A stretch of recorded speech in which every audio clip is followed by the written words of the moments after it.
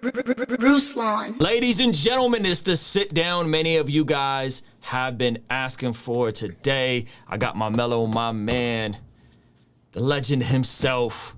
Without any further ado, warm round of applause for my guy, Thisl, ladies and gentlemen. There hey, I is. said this dude finna drop the bombs. I knew. Of course, of course. How you feeling, man?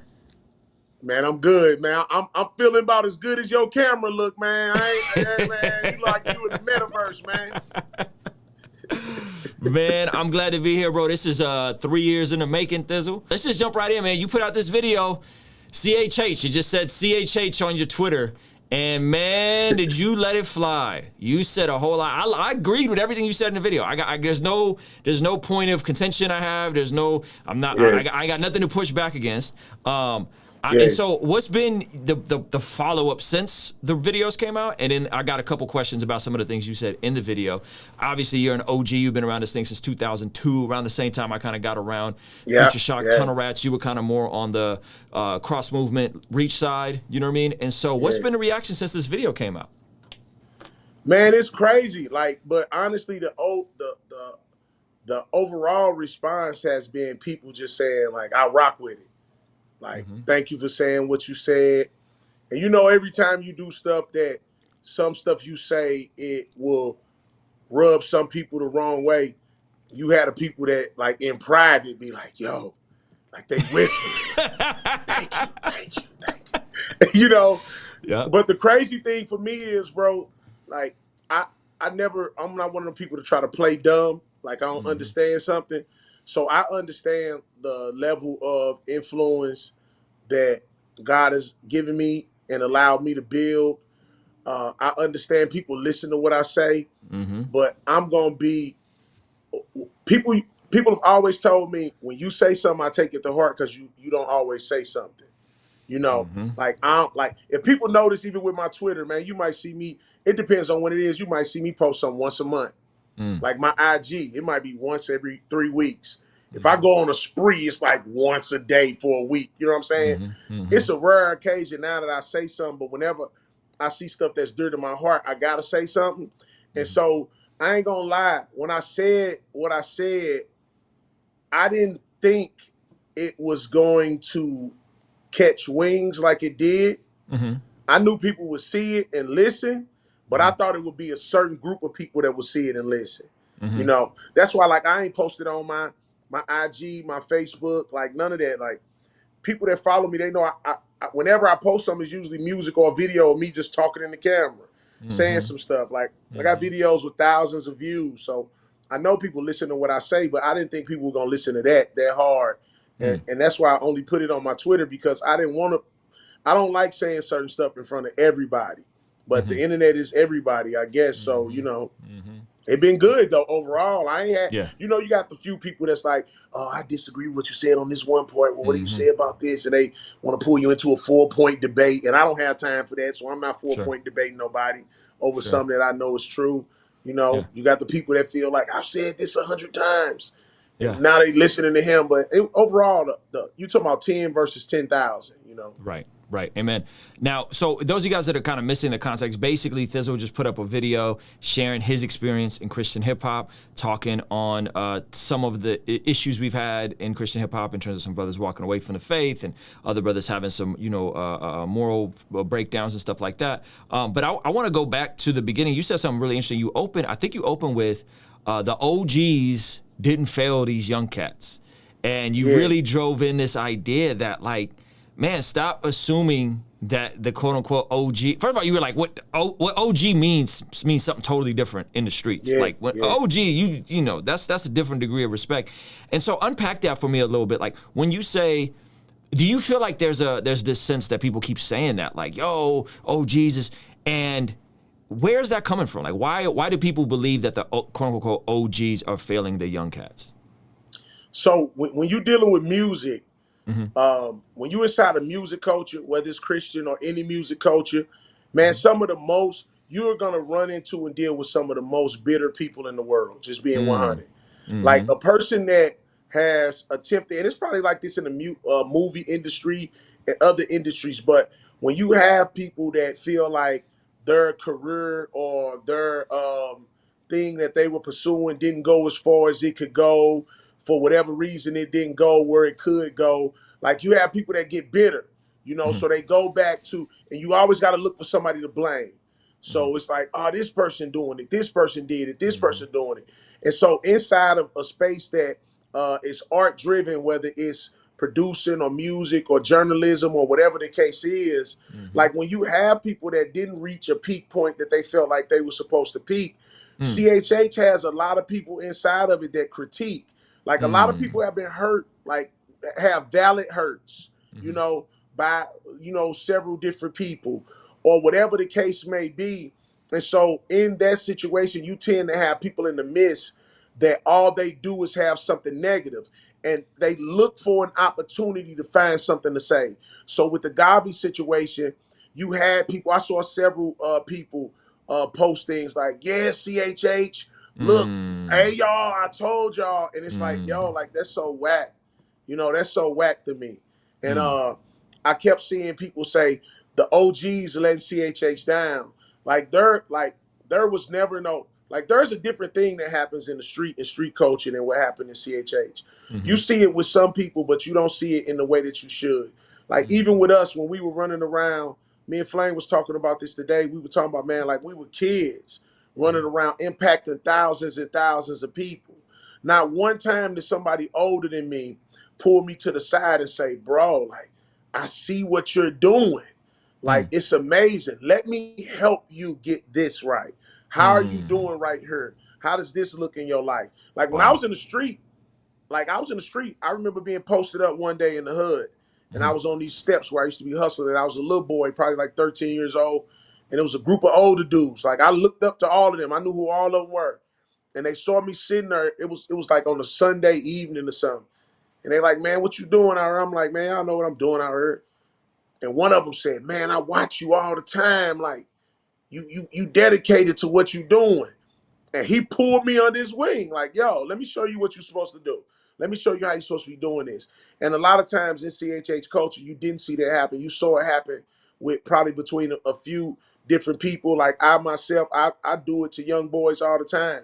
When I see certain dudes that I see a certain thing in that I feel like it's worth investing in, I always do it. And there's other people that do it.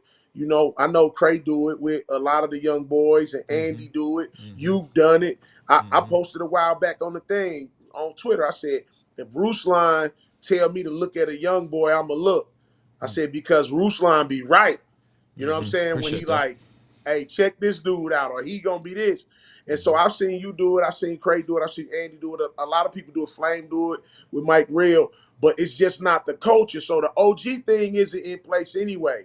But right Mm. now, when you moving into this era, you have a whole different kind of disconnect because the young boys, and this ain't all of the young boys. I always been a person that said if the shoe fits, you gonna put it on. A hit dog gonna holler, as they say in the country. So when I say a lot of the young boys, they know the ones that I'm not talking about, they know I ain't talking about them. Mm-hmm. And it's a lot of the young boys that I don't even have encounters with. But Mm-hmm. in this day and age, you have a similar thing amongst a lot of young people. They Mm. have an interest way that doesn't cause them to check in with nobody, for a lack of better words. You Mm. can go straight to the internet. You can go straight and start streaming your music, building your fan base. So once they jump into the game and they already up 30,000 followers, they already up a couple 100,000 streams, like they don't really need me to tell them nothing in their brain. That's Yeah. what their Yeah. brain says. Yep. You Yep. know, but I've always been a person. My cousin said so my whole life. She always used to say, keep living. And Mm. that's what I said on the video. Like, man, you 19 years old, like being realistic. I told my son this the other day. He said, man, life hard. I said, man, you got a lot of more years to go. Your life probably Mm. is hard. I said, but guess what? You got to figure out life and how to keep living and moving. Man, Mm-hmm. if I talked about everything that I went through between 21 to now, like I ain't even talking about what I went through from 21, from 0 to 21, you Mm-hmm. know. Mm-hmm. So it like there's strength in youth, but what youth have to also understand, what young people have to understand is, man, you really don't know nothing because Mm. what you know haven't been put to the test yet. Come on. Like it's easy for me to say I trust Jesus and I believe him, but what Yeah. you let me see how you gonna trust Jesus when somebody you love get raped. Let me see how you gonna trust Jesus when one of the parents walk out the house. Let me see how you gonna trust Jesus when your parent died, the other one gets sick. Like like when life really start happening. Like when you hit rock bottom and you broke and you ain't got no money and you ain't got no way to make money. All of your friends turn their back on you. Let me see how you gonna trust Jesus. Like life get real. And so therefore youth it's a beautiful thing. Like zeal is a beautiful thing, but it has to be harnessed. And I just feel like for people to keep lying and blaming it on the OGs, which I feel like is a disconnect altogether, I think that's just wrong. And in most cases, you see people say stuff like when they already bitter about something else, and they just looking for a reason to have something to say. That's good, man. I think if all this has taught me anything, and you could push back on this if you like, but if all this has taught me anything, Thisl, it's been that when I see something that looks off, I need to press a little harder. I need to dig a little harder. You know what I mean? When I see someone that I know, someone that like I've been around, maybe somebody that's even been around my family, when I see something off on their social, I'm being way more intentional to like just call them, like, yo, what's up? You know what I'm saying? Or like, call me back, you know? Because usually, unfortunately, but usually where there's smoke, there's fire. You know, so I'll keep it a buck with you. Some of this, I'm convicted in myself that I wasn't more assertive and went further out of my way, that when I'm getting certain requests about, and I know stuff's going on privately, that I wasn't more outspoken. Hey man, like, no, I know what's going on here. Why are you asking for this person to come on my channel? Like that's no. You know what I mean? Like I wish I was more outspoken in that regard. Is that something where, do you feel like you're always kind of, when you see people, you check them, or do you feel like you kind of play, you know, you don't need to, you're already doing that, or do you feel like you could do that more? You talking about as far as with people doing stuff that's out of pocket, or like out of pocket, or you may even just look off, you know, like all of a sudden like the social media posts get real emotional and sappy and artsy, and it just starts just start feeling off, and you just like wait, what's going on here, you know? That like that's what I mean, like pressing into that, you know? Yeah, for people that you have a relationship with, I would say yeah. Because one of the things I've seen in life, one, bro, everybody going through something. That's one. Yeah. Everybody going through something. And people may not understand it, but when you are in a space that you are impacting people's lives, bro, the devil got a target on your back. He got a target on your back. He got one on your forehead. Yeah. Like he trying to take you out. You know what I'm saying? Yeah. And so now and then you got to deal with the lust of your own heart. Like this go for me and everybody else. So for me, I get involved in people's lives that I know personally. Right. And truthfully, bro, being 100, I got so much stuff. Like I literally posted on Facebook a while back, and I said, man, God, it's a gift and a curse God has gave me. And I said, I really don't care what y'all got going on. Like, I'm just being 100. Not in a negative way where it's like, yo, forget you. I hope you just die and never prosper. You know, not like that. Yeah. But like in a gossipy way. Yeah. Bro, I literally wake up every morning, no lie. I wake up every morning when I get up and my brain goes instantly to what do I need to do to work on my own life? And that's how my day is usually consumed.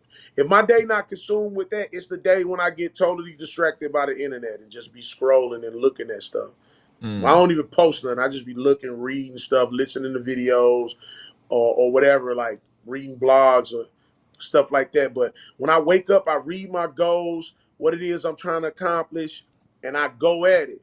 So the people that are in my immediate life, like I press on them, and I press on them for a different reason, being honest. I press on them to make sure they okay. Because I've seen, bro, I've been a Christian now for like 20 years. And for a lot of people, that's not long. People that are older than us that have been Christian 50 years or, 60 years. You know, some people think they were born Christian. They think they just came out the womb Christian. But for me, in the 20 years that I've been a Christian and reading the scriptures and dealing with people and learning people, bro, people going to go what they go through. Like they going to go through it. Some stuff you can't do nothing about. It's unavoidable. Like as many times as we look in the Bible and we see dudes get into spaces, like bro, I found myself in some spaces in life where I literally say to myself, like, bro, how did I just get right here? Now, in hindsight, you can retract your steps and say, oh, I did X, Y, Z, Z, and Z. But sometimes in the midst of living life, bro, you aren't even thinking about what you're doing and where you're getting to until you're there. And so I press on people more so now, bro, to make sure dudes is all right.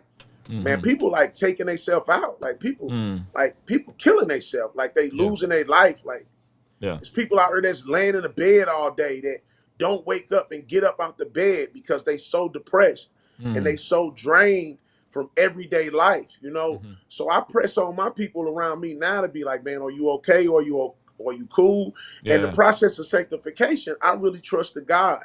Now, if you just out here, like, I ain't gonna sit back and watch you, and this ain't, for the record, I'm not insinuating nothing towards like Gavi, because you know people they this would be the part they snip it out and make a whole video about it, you know. But I ain't gonna sit back and let none of my partners like be like molesting no kids or nothing, and just be like, yo, you going through life. Nah, like I ain't that friend. Like my partners can't even yell at their women around me. Like my homeboy, my homeboy can't even yell at his wife around me. Like if I see my homeboy yelling at his wife around me, bro, I'm like, it depends on how bad he get right there at that spot. I'm gonna say something to him right there in front of her. If it's like some kosher enough where I can be like, bro, come here, let me holler at you. And he walk off to the side, we can go to the side like, bro, no, don't do that, bro. That ain't cool. You know what I'm saying? But if it's one of them things where it's like, bro, let me holler at you. But I'm gonna be 100 with you. None of my homeboys even move like that. And I ain't even talking about my Christian partners. Like I just hang around a different breed of type of dudes. Like, so I ain't gonna let my partners like be like beating up on like none of my homeboys ain't you can't smack your woman around me. You can't talk crazy to her. You can't threaten her. You ain't even gonna choke your kids out, like do nothing. So it's like I try my best to build a culture around me that makes sense before stuff happens. You know what I'm saying? To where some stuff I don't even gotta press dudes and say nothing, like, because it's stuff that we talk about just in the basics of life. Like this is what we do. We men. Like we men. We protect our women. We protect our children. Like you gonna have your situations, you and your spouse or stuff going on, and y'all getting into it, but all of that. But just being blatantly just a flat out Andre evil dude, like the whole household don't like you. Like I wouldn't sit back and let my partner like be in a space like that from the beginning. You know what I'm saying? Yeah. And that's. I mean, I think that's basic common level. You know what I mean? Like especially you just as a man, let alone a Christian man. Like I think that's just scratching, scratching the surface. I'm 100% with you. So tell me this. So you said in terms of Christian hip hop, there's two things you said that really stood out to me. One of them was you said there was never Jesus in Christian hip hop. And that was very like, whoa, okay. So I've seen some things and I've been around some things and I know how some of the, the industry side works and I know how a lot of this stuff works. What did you mean? Can you elaborate more on that in terms of like, man, there's from your experience, there's no Jesus in Christian hip hop. What do you mean by that? Yeah, when I said it, I said I've never seen Jesus behind the scenes of Christian hip hop. Yeah, that's what you mean. Sorry. I said I've seen him on stage. I've heard him in songs. But I've never seen them behind the scenes for real. And that's true. Like I've seen, the reason I made the video is because I've seen Jesus in Christian hip hop. Like first in myself, like, bro, I know me better than anybody know me. You know what I'm saying? Like, I know the place God brought me from, just mentally how I would think about things and respond to things, and just the perspective change, and so I've seen Jesus. I get so many emails and messages of dudes like, yo, I was listening to you. I was about to kill myself. And this is a true story. Like, I was about to kill myself and all I could hear was your line from this song in my head over and over again. And I didn't do it. I was about to, do this. Or I got a message one day from a dude I know. He was like, man, you were in Chicago last night and you shared the gospel with my little cousin. And as soon as he made it home from your concert, he gave his life to Jesus and talked to my auntie. She prayed with him. He said he wasn't going to be banging no more. He, flags down, all of that. And he like, man, next day he walked out the house and got killed. So I've seen so many transformative moments and God intervening and, in so many situations that I would never say that I've never seen Jesus in Christian hip hop as a whole. Like even with some of the artists, like I know a lot of artists, the artists that usually don't get a lot of the recognition. Like you talking about sold out solid dudes, K Drama. You know what I'm saying? Yeah. Sold out solid dude, D Mob. Sold out solid dude. Like, you know, it's a lot of brothers, Brinson, people like that they wave this banner hard. You know, we might disagree on some terms, some terminology, some places where we fall when it comes to stuff like doctrine.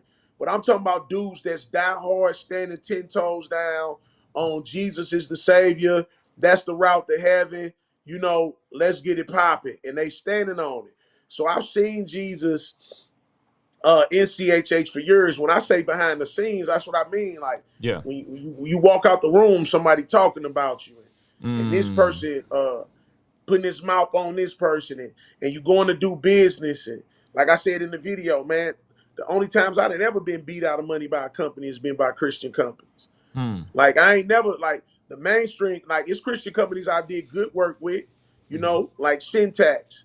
Like Syntax send me checks every month for 10 years. You know what I'm saying? I ain't never had to worry about Syntax sending me a check. But it's also Christian, the non-Christian companies that I deal with, companies like Empire. Like I ain't never had to worry about my money with Empire. Like Empire hit me up a couple weeks ago and said, we need to make sure your information right because your account recouped on this. Like I ain't never had nobody hit me up because they owe me money. You know what I'm saying? But when I dealt with certain Christian companies, and it's been throughout the years, like even when you talk about practices, bro, of like things of like festivals and people trying to book us to bring us to shows, like when they see the artists, they see the hip hop artists, they like, oh man, we gonna give you, you know, I'm gonna give you $200. You know what I'm saying? But then that same festival will probably book a mainstream artist and give them 50. You know what I'm saying? Because of the name, they're like, here, $50. You know, the same thing with a label. They'll try to lowball me on a feature. You know what I'm saying? We're going to give you $75. But they'll go get their artist a mainstream feature, and they going to pay whatever they want. You know what I'm saying? So you always see certain practices, like whether it's with radio. Like I done had radio tell me they don't play my records. Christian station tell me they don't play my records because the advisory board said my record sound ghetto. You know what I'm saying? You know, ghetto, code word for black. That's too hood. It's too urban. You know what I'm saying? But they'll play the white artist that's making music that sounds just like mine. You know, they basically, they doing my whole style.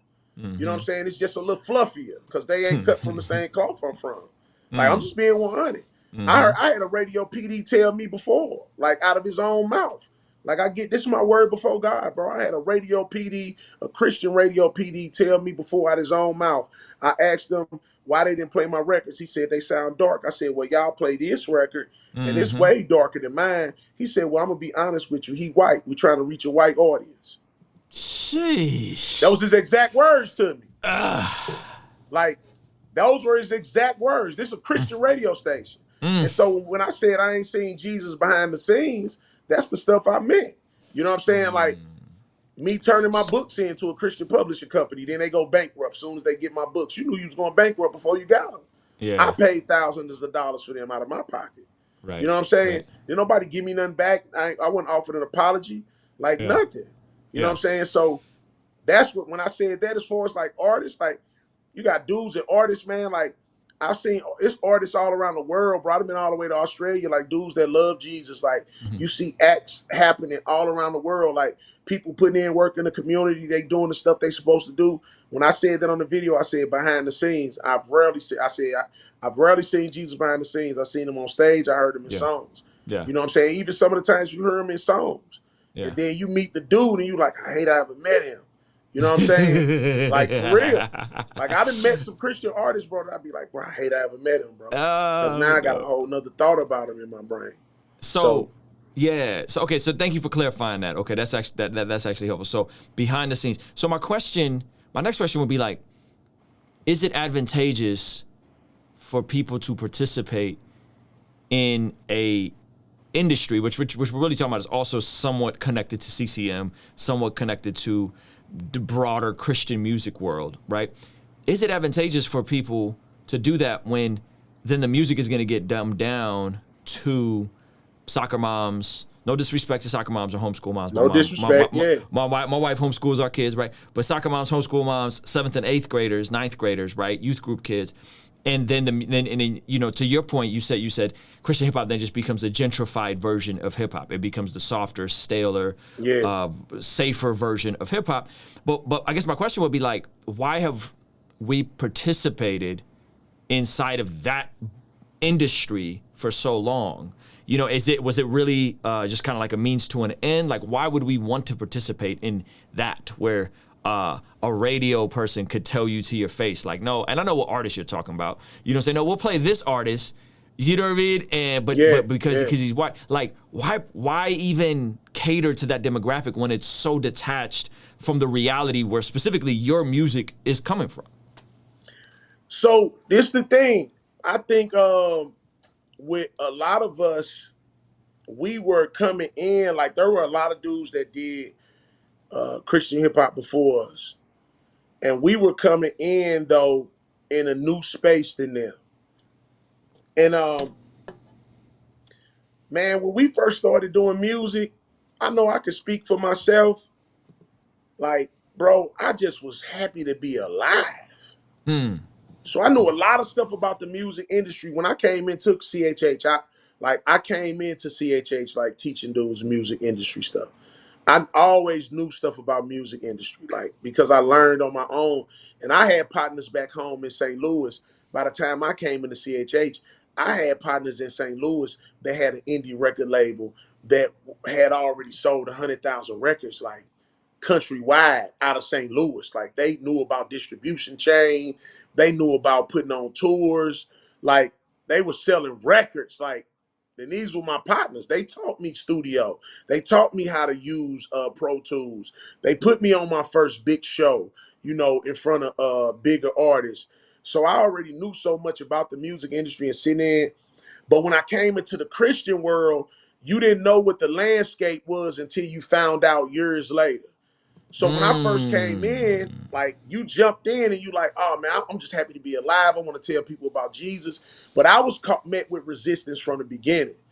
So all of the powers that be, and even artists, like some of the dudes that are my close associates. When I first made Chronicles of an Ex-Hustler, even people that I was associating with was saying that ain't gonna work. It's too dark. It's too this. Like, I just trusted God and did what I knew God was telling me to do. And then when I started getting booked and going everywhere like crazy, my record Chronicles of an Ex-Hustler was the first CHH record, quote unquote, to ever chart iTunes hip hop like that. Like, dudes' records were still in Christian gospel when Chronicles of an Ex-Hustler came out. I never put my records in Christian gospel on iTunes. It was the first record to do that. You know what I'm saying? So I always had a plan of what it was I was doing, but you didn't know the landscape. It wasn't till years later till I got the moving through and I saw like, oh, there's a ceiling. And the ceiling stops here. And unless you want to conform to this, you don't have nothing else coming. And bro, there have been a lot of good people in the Christian industry that reached out to me and tried to pull me into that space. You know what I'm saying? Like, big name companies. Like, we sat down and had meetings. Like, they done flew to St. Louis. Like, yo, we gonna create this company just so we can manage you and do this. And, and I kept telling everybody the same thing. I said, I don't want it. Because the further up you go, you lose your voice. Because the further up I go, we have to understand the realization of what it is.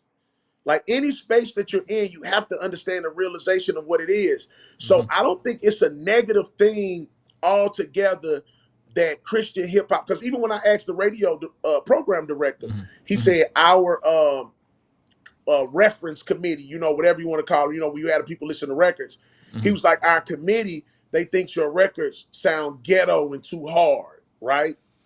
And I asked him verbally, I said, well, let me guess. I said, is your committee made up of 40-year-old plus white women? He said, yeah, how you know? This is a true story. Like, God my witness. I asked him verbatim. How do you know? I said, and I'm gonna tell you why I asked it. I said, is your committee made up of 40-year-old plus white women? He said, yes, it is. He said, there's one man on there though, but he's 40s, close to 50-year-old black guy. And I said, that's why you'll never get them to understand a person like me. But this is why that has to be your litmus test, for a lack of better words. Because when you cater to something, I'm reading this book called 12 Months to Be a Millionaire, right? It sounds like the title sounds fluffy, but it's not. It's basically telling you about selling. Like how to create a system to sell, how you brand stuff, how you market. And he talked about that poop spray. Remember that poop spray you used to spray in the bathroom to make the scent go away? Yeah, he talked about how I got that all in the crib. Yeah. Yeah, so he talked about how it failed the first time when they tried to launch it, the company that did it.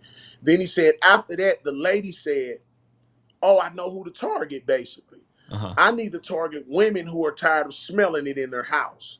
So now I can sell it. So now I have a point of reference, right? Right. So there's a reason with CHH radio stations that they cater to the preference of the mom. Okay. Because she's the one in the car driving, picking the kids up from school. So it has to be something that she's at least willing to stomach and listen to. And you're talking about a parent that's never been a fan of hip hop. She don't know nothing about the culture. She's trying to introduce her children to something that's positive because she know they like hip hop. But so she's like, okay, put it on this station. But if she put it on that station and she heard a bunch of Thizls, it's like, whoa. It sounds too much like hip hop, which it should, right? Minus the wordage, you know? Yeah. And so I understand why they do it, because that's who you're reaching. You're not really reaching the kids. The kid really isn't their target audience. Wow. The mom is, because she's the person that controls the radio. Yep.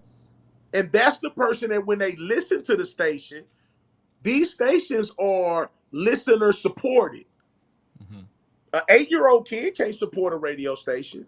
By listener supported, you mean donations? Donations. So an 8-year-old kid can't support a radio station. A 12-year-old kid can't support a radio station. The 13-year-old kid can't. 14, the mom is who supports it.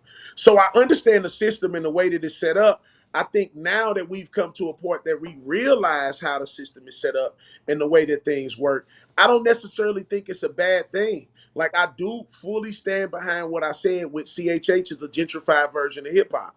Like, we've lived for too long in this reality, this false reality where we believe like CHH has went out into the world of hip hop and interrupted the course of its natural course, interrupted the ways of its natural course, and it hasn't.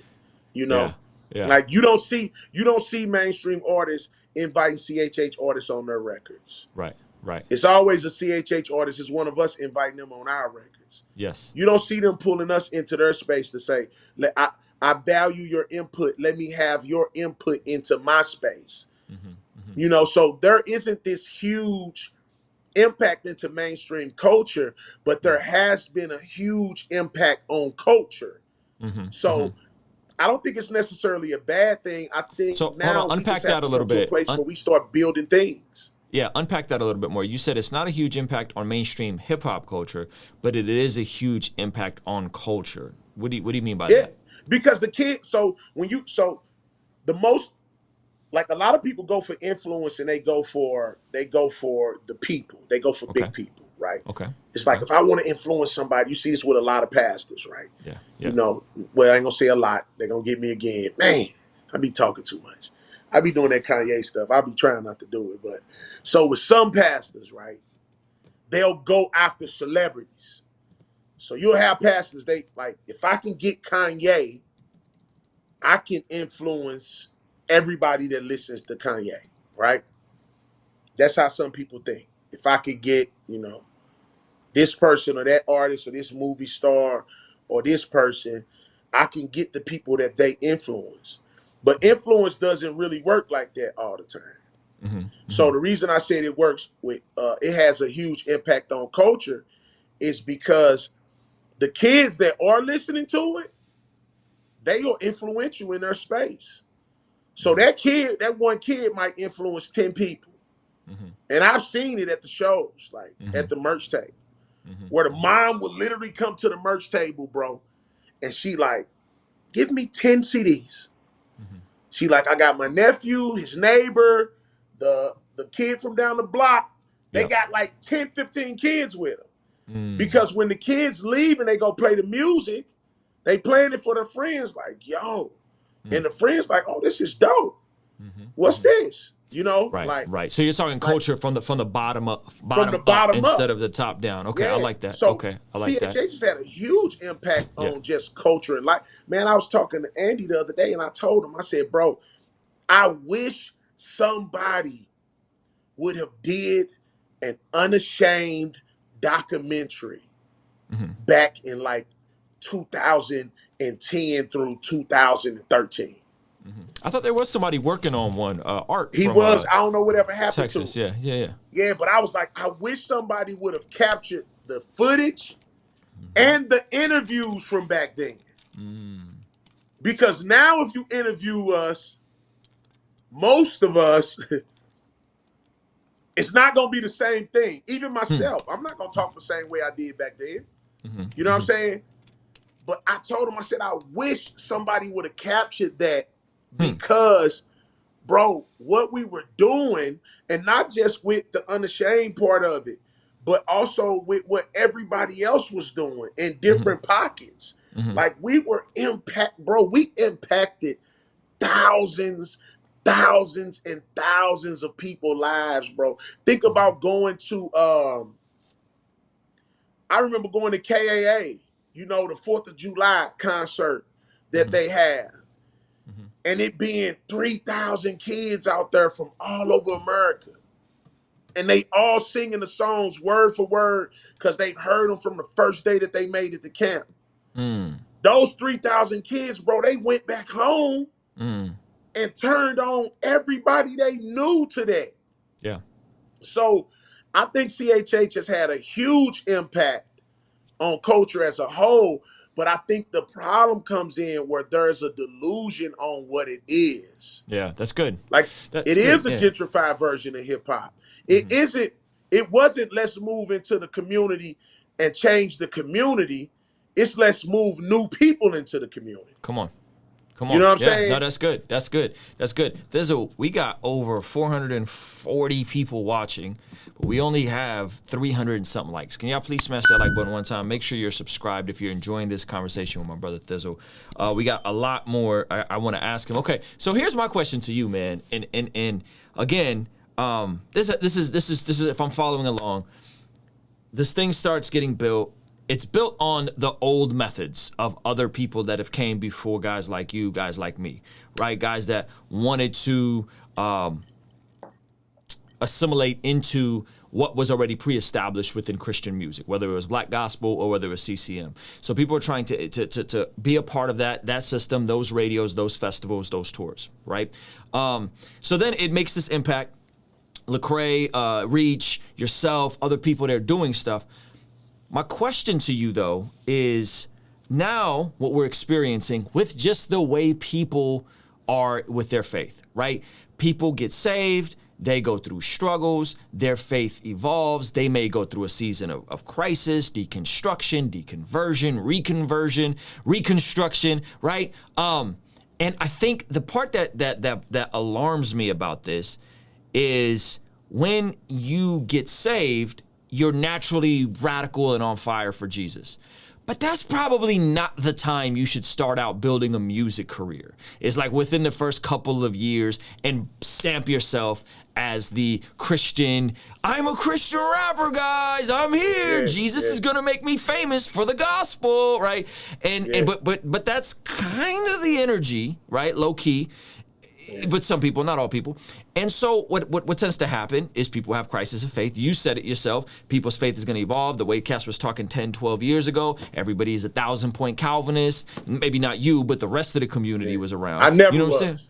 You never was. I was teetering. I was at like 4 points. You know what I'm saying? 3.5, 4 points. But a lot of folks were. A lot of folks was waving that flag, the Young and Restless flag. Piper's out here sponsoring tours, getting bus, right? And so is it wise for young creative people to get saved, brand themselves as Christian artists, only to then pigeonhole themselves with an identity that they may not be in 5 years from now, if we're going to keep it a buck, while at the same time, if that's not who they stay, that could become a black eye on the gospel. Because now you ain't really about this life for the next 20, 30, 40 years.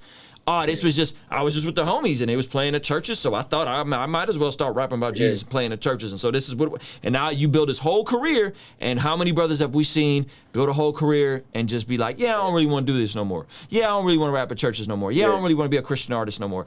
And then one, that's hurtful to them. Like, your brand is a mess now. I've never seen anybody go from overtly rapping about Jesus to rapping about being the opposite of what a Christian. I've never seen anybody do that successfully. The only person you're probably not.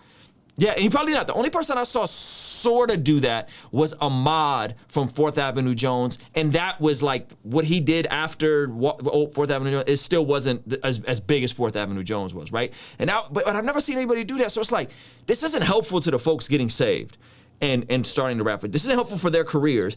This isn't helpful for the gospel. And so it's like, we got this dysfunctional industry, in my opinion, and dysfunctional little thing that, like, maybe, again, it's just me thinking out loud, maybe it should be, you love Jesus, praise God. Let's get you in church. Let's get you discipled. Let's get you to build some scarce skills. Let's get you stable. Let's get you in therapy. Right? You keep making your art. I'm not gonna give you rules on how you gonna make your art, right? You make your art. And if down the road you want to wave that banner of I'm a Christian rapper, praise God. If you just want to be a rapper, praise God. I want you to be a Christian for the rest of your life, not a Christian rapper, a Christian. Let's build on that foundation. And so what I'm seeing now, and maybe it's the times have changed, is I'm seeing brothers like Nick D, who right now has 2 top 40 viral songs on Spotify's top 50, 2 of them, independent, completely independent, right? And he loves Jesus. He leads with husband, father. He's been on the channel a bunch of times, right? I see guys like him. I see guys like Pafu, who had the Coffee in the Morning song go crazy on TikTok. Loves Jesus. He's in a church. He just got married, right? But none of these brothers is leading with, and I'm a Christian rapper, right? Toby Wigway. I'm a Christian rapper, but they're Christians who love Jesus. And I think that's a beneficial situation for the whole community. And then if they want to come together to go do a tour, they can go do a tour in the clubs, which is where everybody wants to tour anyway, right?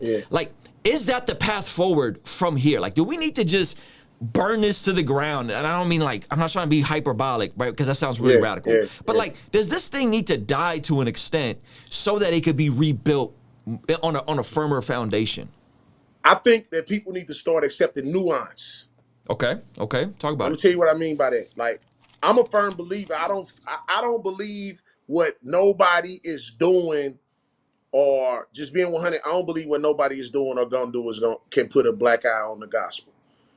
Bro, if black eyes can be put on the gospel, it would have happened in the Bible, bro. That boy David straight had a man killed so he can crack his wife. Like, right? You got all these different people that did crazy stuff in the Bible. Bro, you've had people for the past 2,000 years that have sinned out the wazoo in front of people. So I personally don't feel like there's nothing. Even when we look at the scripture said, when he was talking to Peter, he said, upon this rock I'll build my church. Peter, the confession of the gospel, whichever one we want to say. Upon this rock I'll build my church, and the gates of hell won't prevail against it. I don't think there's nothing that we could do humanly possible that could put a dent on the gospel, because God is going to make a witness for himself. It's like God's witness amongst this earth is sustained by him. If it was sustained by people, it would have been messed up a long time ago. Wouldn't nobody be in church? Come on. I also feel like we need to accept the fact that I don't think every Christian has to be a Christian artist. Like, I don't believe that. Like, when Toby Nigway first came around, I was watching Toby for years, like years before a lot of people really got caught on to him. I see him with Eric Thomas. Shout out to Eric Thomas. Like, man, got me through a lot of days. You hear me? Just listening to him talk. I seen him with Eric Thomas. I seen him with other dudes. And then when I start seeing Toby circulate through the Christian hip-hop circle, I inboxed him. True story. I inboxed him. And I told him, I said, hey, I said, I ain't trying to tell you what to do. Like, I'm paraphrasing.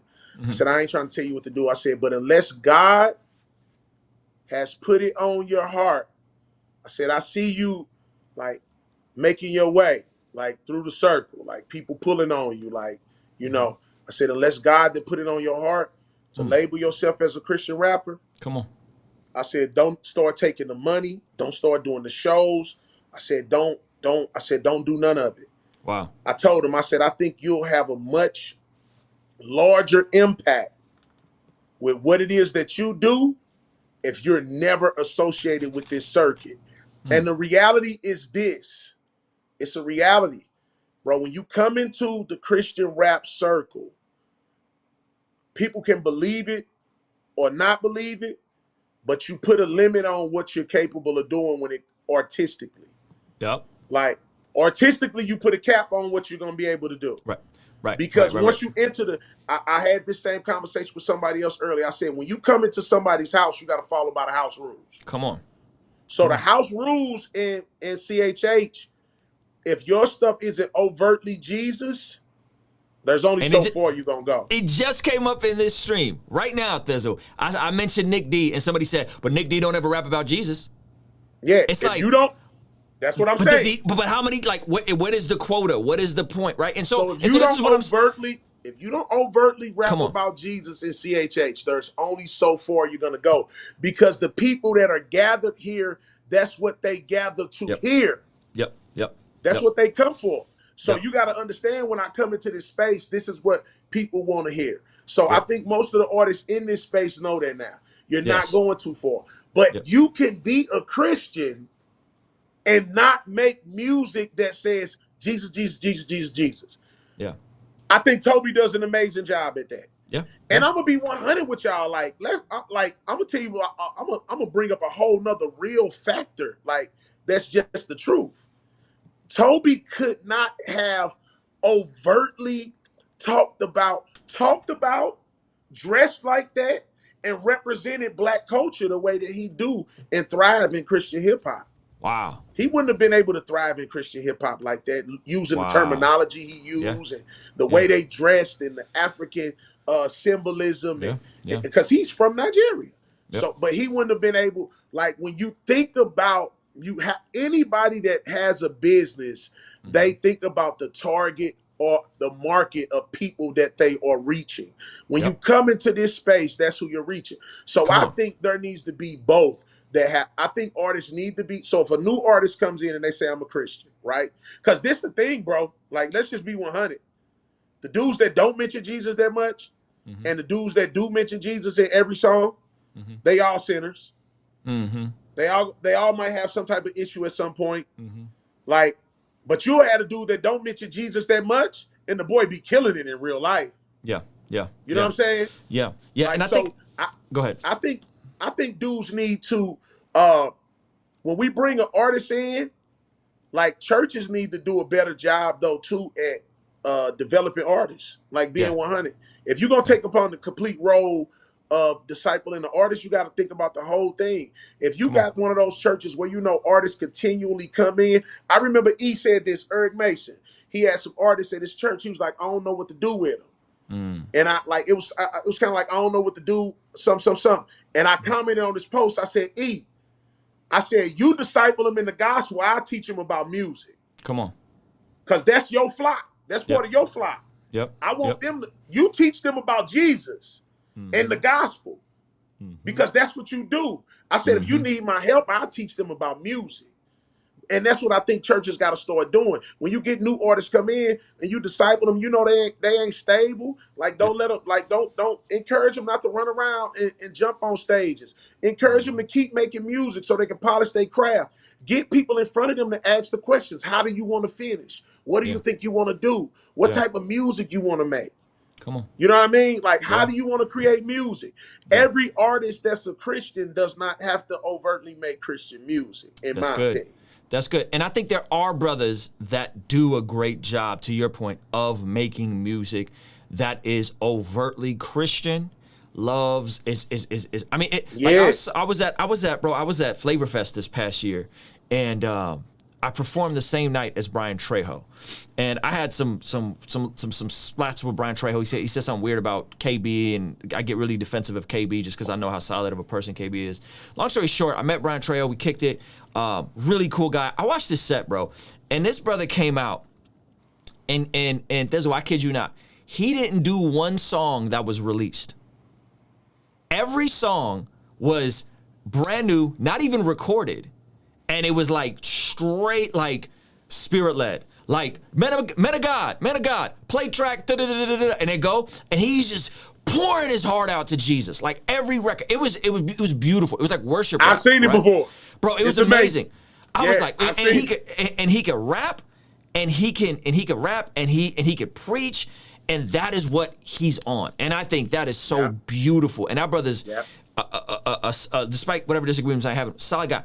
However, I think the tough part is Brian Trejo is older than I am. That dude has been walking with Jesus for 10, 15 years, right? He has a gnarly testimony, and that he has a ministry slant. That he is trying to do ministry. That is the objective of Kingdom music, which is dope.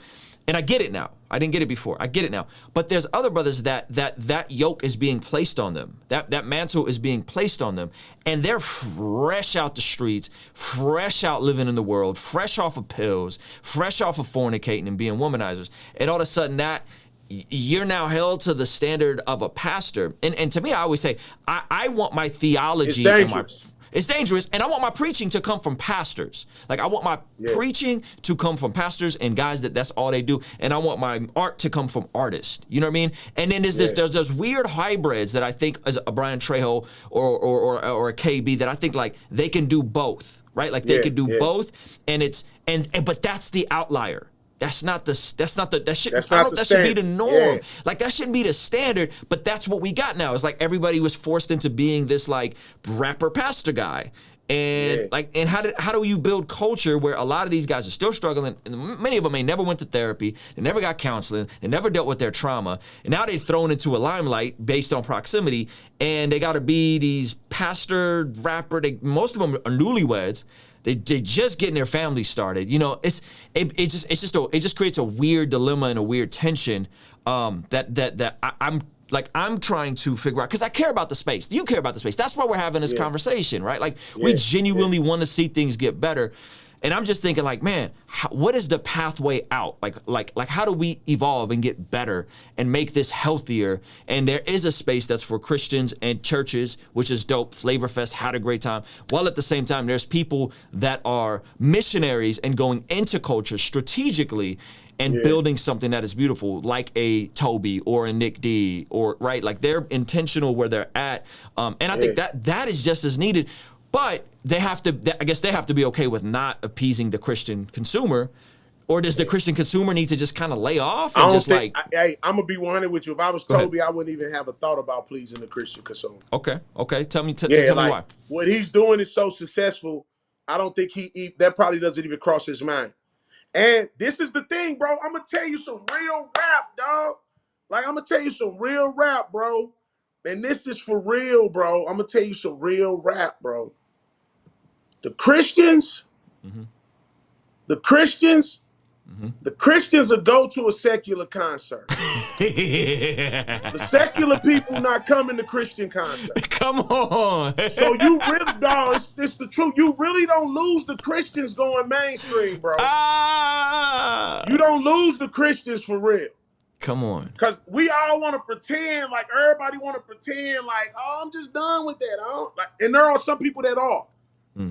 But I'm talking about as a majority, you can go a Toby route in the. First of all, excuse me, a Christian shouldn't have a problem with the Toby route. Now you might have some particulars about what you don't like about things he say or artistry or whatever the case, but man, name another rapper that you've ever seen. I'm talking about the most holiest of holy Christian. Name another rapper that you've ever seen, bro, that every time you see him on the stage, he holding the baby, feeding him with a bottle, and the wife sitting there with him, and they got the other baby and the sister up there, and he like, I don't go nowhere without my wife and kids. That ain't no marketing ploy. That dude been like that before it was anything to be obtained from it. You know what I'm saying? Now, do you know, like, I like every time I see him, I smile. And I'm excited because the hip hop culture and everybody listens to Toby and hip hop. Everybody. I see all the hip hop legends, everybody posting them. Dave Chappelle, and he's sticking to his guns of morality. Dog, do you know how exciting it is for me as a black man, just being honest, as an African American male? Do you know how exciting it is for me to see that man being that example of our culture and hip hop culture? Like loving on his wife openly in front of people, his children. Like, so when we talk about God, and like, what you know should affect the way you live. They go for me, they go for everybody. Come on. You know what I'm saying? Yeah. Like, if I see somebody doing that, how can I argue with that? Yeah. I can't argue with that. I think the problem is, bro, we have to begin to think in nuance. Like, Christian culture, we can't kidnap people. We want something that's ours so we can weaponize it against other people. Come on. Yeah. Talk to them. Talk to them. No, we're talking to everybody. Yeah. You know, that's why I quit making certain songs. Like, I quit making certain kind of songs. Like, after me and Lecrae did Faking, you ain't seen me make another song like that. Because I didn't want every time I'm addressing my culture outside of the CHH world that I'm coming down on them. Like, everything y'all do is stupid. You know what I'm saying? Because it's not. Everything that they do in culture not stupid. It's beautiful things. There are things that have been redeemed through my life, redeemed through others' life, and things that still can be redeemed. So I think as the churches need to come to, like, we got to start thinking with nuance, bro. Like, every artist doesn't have to be a Jesus artist. Every artist doesn't have to take the route of going through church concerts and church venues and so on and so forth. Like, that doesn't, now we need that. We need that. Like, one of my favorite people in the world outside of artistry in general is KB. But I listen to KB song, like, Worship in the Mosh Pit is my jam song. Hard. Like, I go in the gym and cut that thing on and go straight animal. That's my jam song. That's my record I listen to in the car. That's like I love Flames music. You know what I'm saying?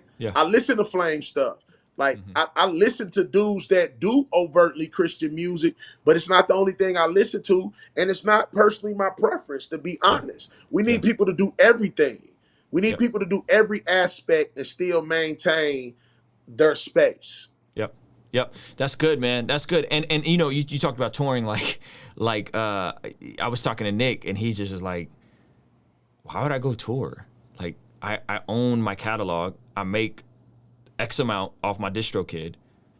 Like, what am I gonna go tour for? And go tour churches? Like, come on, like, stop it. Like, but that's the beautiful thing about artists like that and touring.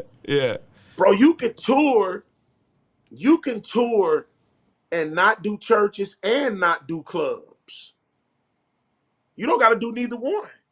You can just do Toby does venues. 100%. I'm saying he's on some, like, why would I even go tour? Like, it does, like, I make great money.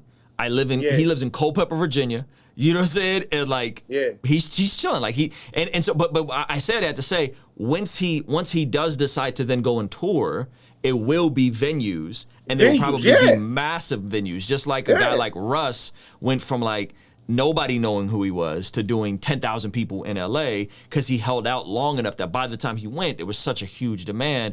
And so I think there's something to that as well. But to your point, absolutely. Then you just jump right into venues. You ain't got to do clubs. You ain't got to do churches. You go do the House of Blues route. You go do the bigger venues. And I think that's dope. And I would love to see more of that. I'm with you, man. I think that can be the pathway, and I hope to see that as the pathway. In terms of, at what point, and I guess what responsibility do you think, and this is me now kind of flipping it, at what point does a follower of Jesus have some sort of requirement to make it known that they're a follower of Jesus? right? Like, where does that line draw? Because I don't have a problem with leading with Christian anything. Like, I'm whatever you want to call Christian rapper, Christian, like, I don't care. Like, I'll be a Christian, whatever, Christian YouTuber. I really don't care. But I'm all for the homie Pafu, Nick, Toby. I'm all for that. But do you think that there's any type of at some point we go, all right, hey, just so we're clear, like, we follow the one and true living God. You know what I mean? And this is what it is. You like where do you think that line is? I think out of the mouth flows the abundance of the heart. I think anybody that's truly doing that, like, there's gonna be a point where whether it's an interview or somebody's asking them questions or whatever the case is, like, I think that kind of stuff will come out. I think as believers, we see the scriptures tell us, go tell everybody, tell everybody you can. But I think you can do that in your life. Like, being honest, I think you could, like, if he never mentions it in a song, what if he's going on mission trips, overseas? What if when he's out in public, he's sharing the gospel with people? What if he's sharing it with his neighbors? I think life is just nuance, man. Like, you can't pigeonhole people. And I ain't talking about gray area nuance. I'm talking about, like, you can't pigeonhole people to one thing, one method. If I'm like, we don't know who all this dude's sharing with. And the truth of the matter is, I can give my art and my music back to God without it being overtly Christian. Yeah. Like, think about if a Christian would have wrote I Believe I Can Fly by R. Kelly, right? Think about if a Christian would have wrote that song. Like, that song isn't like an overtly Christian song. But if a Christian would have wrote that song, bro, I would argue that God would be pleased, like, with a song that's uplifting and motivating. And like, it's not, you don't have to be like, there's no rule book to say like, oh, all of my songs have to be this. Yeah. You know what I'm saying? Yeah. Or all of my this have to be this. If I step up in front of everybody and say that's what I'm gonna do, though, that's what you should do. Yeah. Yeah. You should own it. Do you can't think flip flop? You know what I'm saying? No, be like, you know what? I'm gonna be a Christian rapper right now. You know what? Ain't no checks coming. I'm not a Christian rapper. You know what? Checks coming back. Now I'm a Christian rapper. You know what? I'm not a Christian rapper again because like, own it. Like, I'm gonna tell you something I don't like, though. Just being 100. Tell me. I don't like when people say I'm not a Christian rapper, but then you do all Christian rapper stuff. Okay. What is some Christian rapper stuff that non-Christian rappers? Performing at churches. That's Christian rapper stuff. Okay, what else? Performing at Christian award shows. Okay. That's Christian rapper stuff. Getting Christian awards. That's Christian rapper stuff. Okay. Performing at Christian conferences. Okay. That's Christian rapper stuff. Your whole life cannot be a Christian rapper thing, and then you say, I'm not a Christian rapper. And I'm like, I'm the person that have always taken this route, being 100. I've always taken the route of, I'm not going to fight forward or against it. Yeah. Yeah. It's good. I don't let people call me nothing I'm not. I ain't never let my homies call me a gangster rapper. Yeah. Yeah. Yeah. If my homie was like, yo, you a gangster rapper, I'd be like, no, I'm not. Yep. You know what I'm saying? If somebody say, are you the Christian rapper? I'd be like, yeah, that's me. But I also tell people, like, you don't have to call me a Christian rapper. Yeah. Like, I've never fought for it and I've never fought against it. You know what I'm saying? It's some stuff, like, just nature wise, I didn't never think was cool. Like the term holy hip hop, I've never used the term. Like, I'm just gonna be honest. Like, I'm so glad we moved away from that. Like, I ain't knocking the people gospel that rap, did. a holy hip hop. Yeah, but I've never been like holy hip hop or rhythm and praise. It's like, no, for real. See, you gonna give me. I remember rhythm and praise. I remember rhythm and praise. Rhythm and praise, holy hip hop, gospel rap, gospel hip hop. But I've never knocked the people that did, though. Yeah. I'm like, that's cool. That's your thing. Yeah. But like, I believe, man, there's this artist I just met in Atlanta. His name is 2.0. Okay. So I had never heard of him before, for real, till I was in Atlanta. And he came up to me and was like, yo, Thisl, I love what you do. I kind of follow your, he was like, I kind of follow some of how you do things. I watch stuff you do. He like, I be in the hood with it. I don't get a lot of support from the church, you know, boom, boom, and this, that, the other. And I just gave him a spiel like, yo, you good, keep doing your thing, keep going, you know, doing what you're gonna do. And I went and listened to his record. He got this record called For My City. And like he real Atlanta. Like he Atlanta. Like you could tell like he Atlanta. And I was like, yo, this hard. I'm like, man, send me the record. I want to get on the record. I'm like, send me the record. I want to get on it when I heard it. You know what I'm saying? So I think people could like, and probably nobody in the church know him. But you go around Atlanta and ask some of the people in the clubs, do they know him? They're going to be like, yeah, 2.0. You know what I'm saying? Same thing with D1. I was in New Orleans doing some random stuff, bro. I'm like, man, tell me somewhere I can go eat, you know? And they like, oh, yeah, we go here or go there. They like, it's in the hood, though. I'm like, man, I'm cool. Like, just let me. And I'm like, my people from down here, I'm finna call and ask him. They like, who? I'm like, D1. Bro, I'm at NASA. Like, true story, I'm at NASA. Like, no lie, I'm like at NASA in New Orleans, bro. And the security guards at NASA, they were like, D1, the rapper? Yeah. They like, yeah. I'm like, bro, I'm at NASA. That's dope. You know what I'm saying? Yeah. At the security guards at NASA knew who D1 was. Yep. So I don't think you gotta take the route of like, yeah, you know, no, I think that's good, and I think that so my thought was, one, I think D1 has obviously done a great job of building and repping for his city, his region, really building from within a scene, like a local scene, and not going out of the scene just because you got popping. But I also think now with the internet, I think here's what I think, Thisl. I think the internet is going to fix a lot of this. I think the internet is going to fix a lot of this, because the faster you can go to a consumer directly, the better. And now with TikTok, with Instagram, with DistroKid, YouTube, I think now these kids are gonna blow, and they're not even gonna need a gatekeeper or a quote unquote OG or a label, nobody.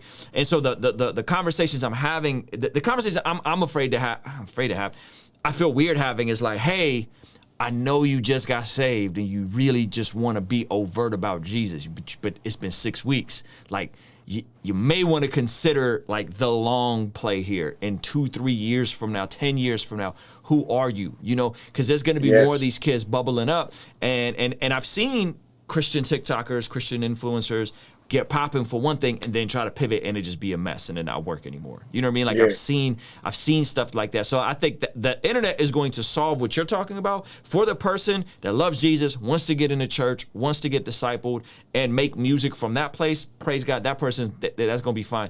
I'm more thinking about all of the deconstruction, all of the people falling out from the faith, all the people wrestling, and them coming out and leading with Jesus, Jesus, Jesus, Jesus, Jesus, because it works on TikTok.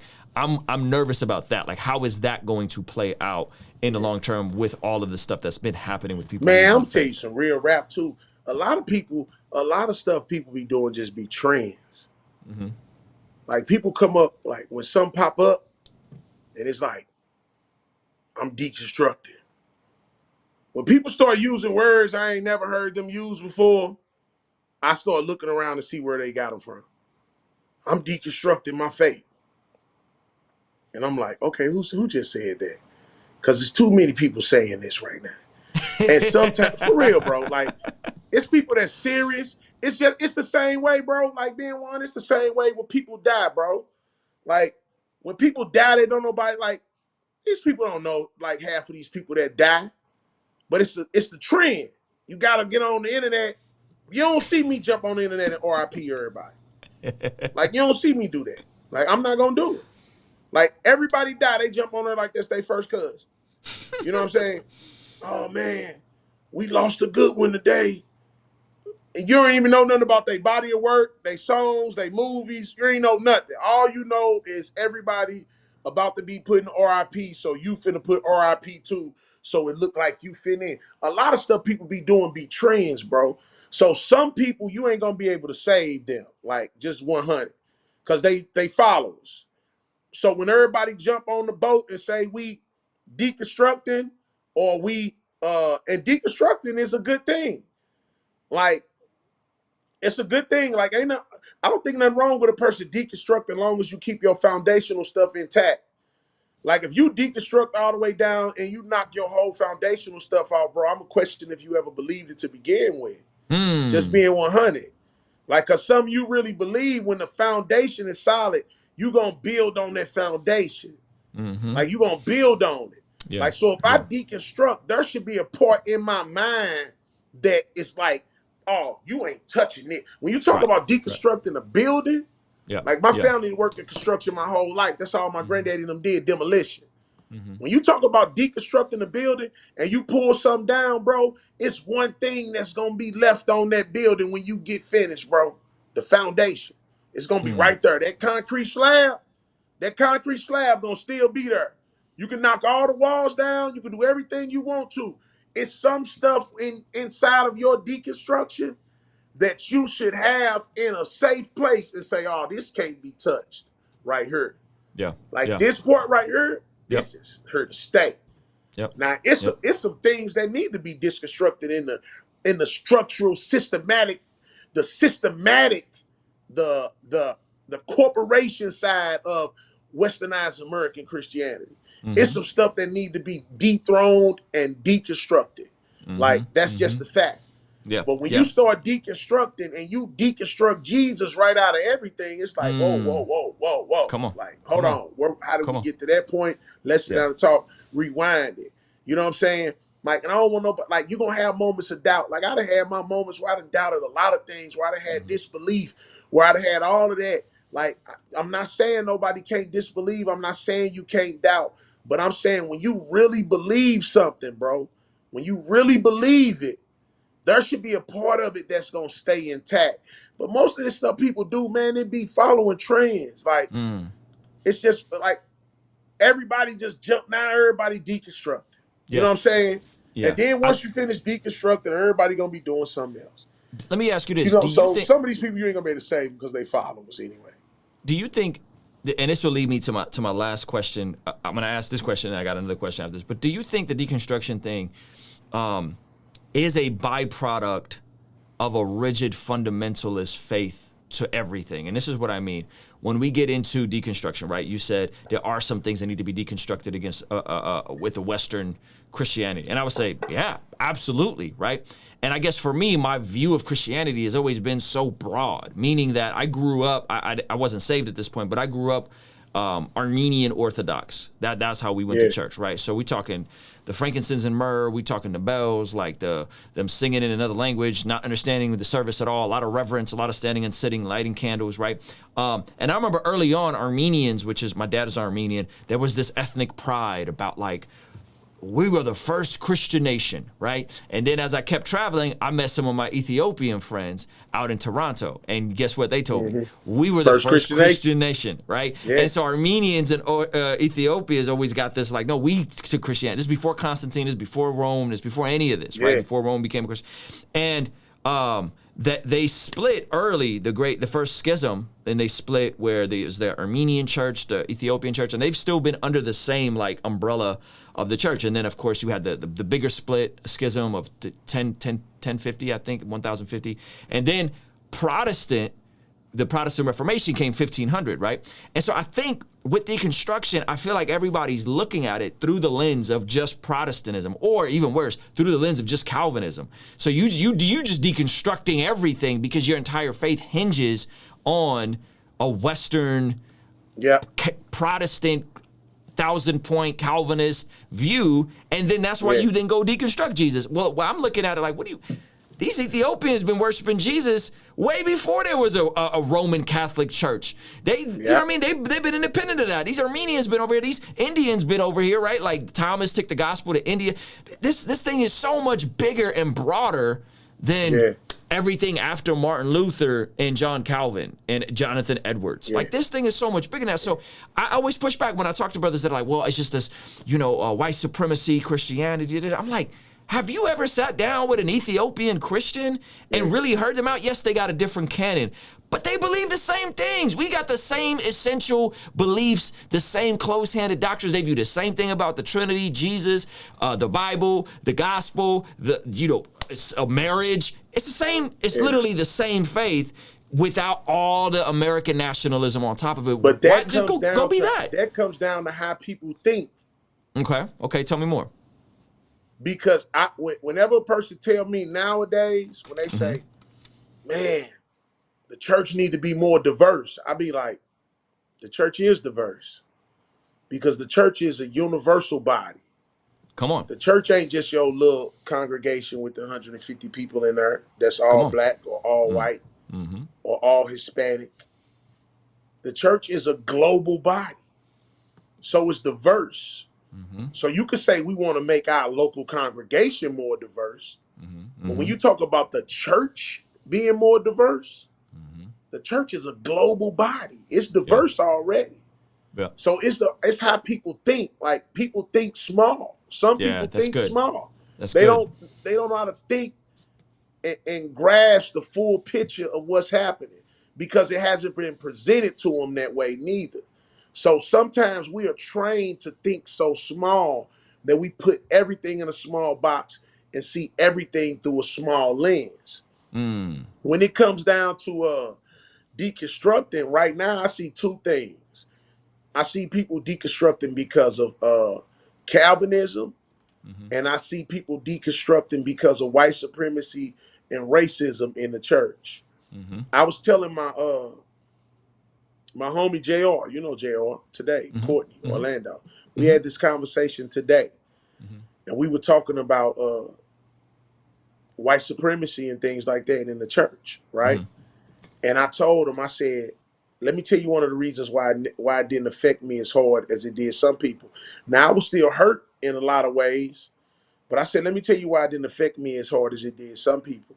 I said, because I always knew it was wrong. I always had a proper understanding of what the church was supposed to be from reading and learning and studying on my own. I said, so a lot of stuff that people saying now, I'm like, if you look, a lot of stuff people say right now, I've been saying since 2012.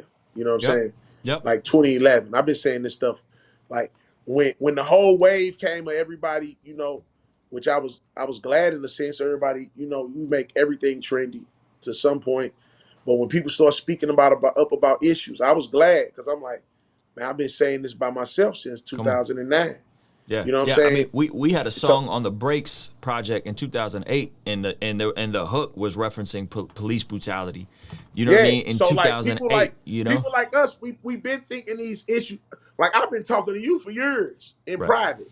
Right. We've been thinking through certain things and asking certain questions, and so I think the people that are deconstructing right now because of Calvin, like, bro, I ain't never been a Calvinist.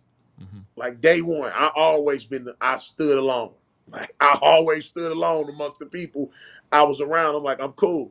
Y'all can believe that. You can believe what you want to believe. Like, I ain't never been no Calvinist. Like, I believe some of the same things they do about certain stuff. You know what I'm saying? But it's other stuff that they believe that I don't. But in order for me to believe those things, I don't got to call myself a Calvinist because it's the scriptures. Come on. So I don't got to go and say I'm a Calvinist because I believe this about predestination or that. No, I'm a Christian. That's what the Bible say. You know what I'm saying? When I put terms on it, I know why people go to terms because terms help you identify your tribe. You know what I'm saying? But when I put terms on certain things, it also separates me from other people. So I never felt the need to be like, I'm a Calvinist or I'm a this or I'm a that. In my local context, in the global context, that's never been my thing. You know what I'm saying? So for the people deconstructing because of that, like, I'm glad they at that point, but it's like, don't throw Jesus out with Calvin. You know what I'm saying? And for the people that's deconstructing about because of race, like, I'm glad you at a point where you understand and like, this is not right.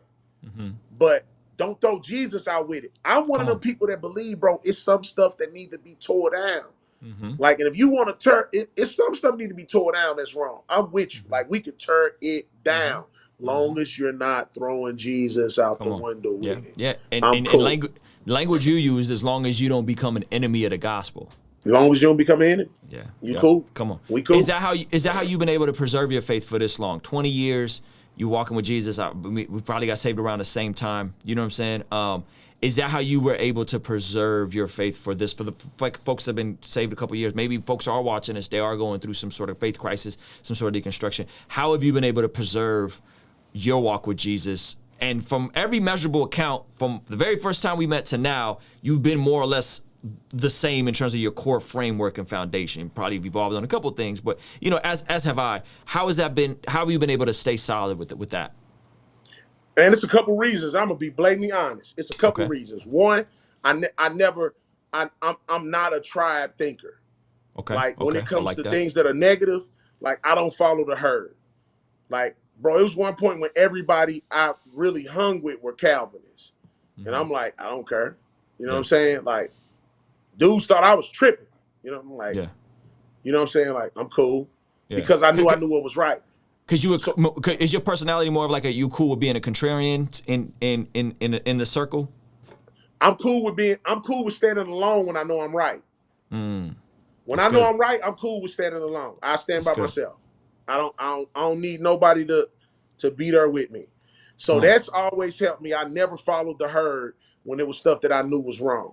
Come on. The other thing that's helped me, bro, being 100, I would love to lie to everybody and say, I read my Bible all the time and I just stay focused on Jesus and I fast and pray once a month and I anoint my head with oil every time I wake up. Bro, me falling flat on my face over the years several times is what's kept me in my walk secure with Jesus. Because every time I did, it wasn't nobody there to help me but Jesus, bro. Like God has a way to make me always remind me, like I need him. Wow. Like, and that's been my life. I used to fight it at first. Yeah. I used to buck up against it, but I'm like, oh, I understand what's happening now. When I got shot, people thought I was crazy. I said, I know what this for. I said, I know what this for. I said, this gonna help me. You know what I'm saying? Wow. Because it wasn't nothing I did. Yeah. You know, like to them people. You know what I'm saying? Yeah. I said, oh, this gonna help me. And it did. That was just a wrong place, wrong time type of wrong situation. Place, wrong time. You know what I'm saying? Like, bro, people in my city love me, bro. Yeah. Like, they love me here. Like, when I got shot here, man, there was so many dudes in my inbox. Like, man, dudes shot me up, bro. People in my city was ready to tear the city down behind me. Like, dude, people love me here, bro. Like, I've contributed to the culture. You know what I'm saying? I just supported 50 families for Christmas. Come on. You know what I'm saying? Because of my resources and relationships. I done built computer programs. Like, we give away box trucks full of food. Like, you get between 2017 and 18, bro, I mentored probably 180 men coming home from federal and state prison, helping them get reacclimated back with their families, their kids, get jobs, and be productive citizens. Like, people love me here. You know what I'm saying? Like, that was the wrong place at the wrong time, like, type of thing. But at the end of the day, like, bro, God has always, like, if life get too real and I find myself in a space, God, like, come here, I got you. I got something for you. Wow. You know what I'm saying? And that's my understand. And bro, those two things. And bro, I really, like, I say this all the time, and I don't know, bro, I know the type of person I was. Yeah. That's the biggest evidence, right? Like being born again, like. Yeah, bro, bro, like, yo, like, when I first started hanging with Flame, bro, me and Flame was at Walgreens, right? And somebody he knew came up to him and pulled him to the side. And he came back over there, and I was like, what's wrong, cuz? He said, bro, I don't know what you done did. I think it was like his cousin or somebody. I saw the dude eyes when he saw me with Flame and pulled him to the side. He pulled Flame to the side, like, do you know who that is that you with and the type of stuff that he do? Like, bro, like, and that's why, like, bro, I tell people all the time, cuz I done been to places so dark in my life. This ain't over spiritualized. I done been to places so dark in my life before Jesus, before I knew that I was being saved, and after, bro, that it wasn't nobody there but me and God, bro. Come on.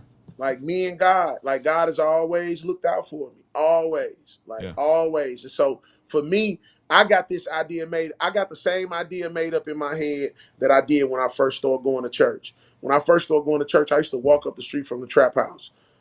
I'd be in the trap house Saturday night at the bottom of the hill from the church, And Sunday morning, I walk up to the church because I made myself a promise. I said, I don't care what I do in this world, I'm gonna keep on running back to Jesus. Wow. And that's the same thing I live by now, bro. I don't care how my life get, how crazy it is. I ain't just gonna stand around and like, bro. I done been in, I done been in some of the most ungodly places. Just being 100, like not like no nothing too weird, but I done been in places where you don't go to find God, and people there be like, "Yo, ain't you Thisl?" Like, yeah, and I'm talking to them about God. You know what I'm saying? In moments of my life where I'm having disbelief and doubt with God. Like stuff that happened to me where I was like, bro, I had so much stuff happen to me over the course of like 3-4 years, like me and God wasn't even cool. But even when I was in my brain, like me and God not even cool, and I'm the type of person like, I stopped myself from doing everything when I felt like that. Then nobody else had to stop me. Like, did nobody have to say, don't go do no shows. Don't go do this. Like, nobody had to tell me that. Wow. You know what I'm saying? I was like, I ain't doing nothing because I don't know how to be fake. Like, I just don't know how to be fake, bro. I don't know how to do it. It don't come out right. You know what I'm saying? Yeah. So in that point where I'm sitting myself down, like I got this idea, like philosophy, like the NBA basketball. When you see dudes playing basketball in the game so close and they about to win, they don't speed up and run across the court and shoot the ball. What they do? They slow it down. Come on. They sit back, they analyze the court, and people think speeding up get you to where you're going faster. Yeah. Like the past 3-4 years of my life been me standing on the other side of the line with 24 seconds on the clock and me looking at the court and saying what I need to do to make the best play right now. Wow. You know what I'm saying? Yeah. Them 24 seconds might look like slow motion to everybody else, but it's perfect timing for me. So I've always known when to slow down, when to stop, when to observe my life, when to check myself, if everybody had the idea, let me check myself. I learned when to check myself, and I understand, bro, no matter how much money I get, how much money I don't have, how many people love me, like none of that stuff, bro, at the end of the day, bro, I done been in spaces in my life where it ain't none of that there. Come on. And it's just dark. Come on, and man. The only person been there was Jesus. Jesus. Is there's some questions coming in. I'm gonna try to hit a couple of them. Is you the financial literacy side, the entrepreneur side, is that how you were able to pull back and not have to depend on doing Christian shows and putting out music? Meaning somebody here asked, I think you say his name's Quinn. He said, Thisl, I know that you, on your live, you said that you were working on a real estate and a trucking business. I think that's amazing. When did you pick your interest? And that's kind of my next question. Like, because like how, I guess straightforward, bro. Like, how are you able to sustain yourself throughout all of this stuff? You know what I mean? Getting shot. You know what I mean? Like, you're not touring. The COVID happens. And like, Thisl's still solid. Listen, you know what I mean? Bro, God is faithful. Okay. Like, cuz listen to me. Like, so first of all, bro, 2016, I'll give you a quick breakdown. 2016, I just had a lot of crazy stuff happening right before that, right? Mom, found out she had lupus. My dad died. My little homie, he was like my son. He got killed on my birthday. Somebody real close to me got raped.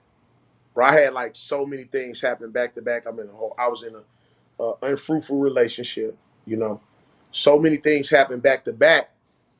It just took my mind. Like, this was the first time in my life that everything I had ever been through in my life surfaced up on me. Because I had been through so much stuff before that point that I always had the same motto: keep moving, keep going. You okay? You got to be strong for everybody else. And so when I got to that point, man, like 2016, bro, literally I had probably 50, 60 shows in my email. I ain't do none of them. I was like, I ain't doing none. I just didn't want to do them. I'm like, I'm not doing it. I don't want to get on the stage. And, at that point I had money saved, stuff like that. I was so out of it. You live off money you save. You get to a point where stuff low. I had friends and people that I could count on, at the same time. And then, like, I'm all like, bro, like God put something in me. Like, all of my peers will tell you this. They all say the same thing. They like, I know you're gonna be all right. That when it comes to stuff like that, because people got to understand the way I lived before this point. Like, bro, I was built in the fire. Like, my house was always a crack house, like trap house. Like I ain't never had nothing. I've been taking care of myself since I was 12 years old. So I had to learn at an early 11. I had to learn at an early age, like how to take care of myself. Like, what are you gonna do? You know. So when it got to the point of where life and COVID and all of that stuff happened, bro, like God always do something dramatic. And so me and a couple of my friends, we were sitting around like, yo, you know, let's start a trucking company. Bro, first of all, one of the biggest, I think one of the biggest trucking entrepreneurs in America right now is from my city. It's a girl. Okay. She like 34 years old. Wow. Okay. So it's two girls, matter of fact. Yeah. Yeah. One of them's like 40 and one of them's like 34. The one that's 34, she owns 5 18-wheelers and 4 dump trucks. Is that because like, how central St. Louis is to like regionally, like where you guys are at? We breed a different kind of people here, bro. Like it's just different, bro. Like and the women here, bro, they different. Yeah. Like the women here are dominating, bro. Like they bro, like bro, like first of all, statistically right now, St. Louis is the #1 market for minority women startups in the nation. Wow. Okay. Like, bro, the women here are different. So the one girl, bro, she has 5 18-wheelers and 4 dump trucks. She making $200,000-300,000 a month. Like, she's a beast. Like, she kills it. Yeah. Then we got another girl. Don't too many people know about her, but I know her because I know people she know personally. And she'll slip up and post something, say something. You know, I just did my X amount load. I made $2.5 million. So I got people around me too that. Like these people, they love me too. You know what I'm saying? Like that. I'm like, yo, how you do this? What you do that? And I'm just a student. Yeah. And so I've always I always think about legacy and what is it gonna be, you know, for my kids and stuff like that when I'm gone. And it got to be tangible things. Now the beautiful thing is this, bro, because I own everything that I do and all of that. Like for years, bro, my fans, like, bro, my fans still stream my music like crazy. You know, my last single I just put out, it don't even got a video. It just hit 200,000 streams. You know what I'm saying? So the people that support me, like, I've been getting checks every month from royalties, like, since 2004. You know, like, everything I put out, it adds to my income. It's not what I was used to because I was used to going on tour. But I know how to slow down. I know how to slow the ball down and say, I know how to live with less. I know how to. And I had to check myself on something, bro. I'm like, man, my idea of living with less, most people's idea of living at the top of the mountain. Come on. My idea with living with less, I look outside every day. It's a pool outside. You know what I'm saying? Wow. Like, I'm like, and I was living with less. Like, don't get me wrong. Like, I ain't like it got hard at some points. Yeah. You know what I'm saying? But mentally, I've been through so many things so many times. It's like you always got to learn how to pivot. I live by a motto, bro. Like, what you gonna do? Lay down and die? Ain't nobody coming to save you. Yeah. Like, nobody, bro. I don't care how many people you got in your life, bro. Like, when it boils down to it, you got to get up. So when the pandemic and everything happened, we like, yo, I had some people around me, solid people, and they know how to get to it. Like one of my best friends, he owned the biggest restaurant here.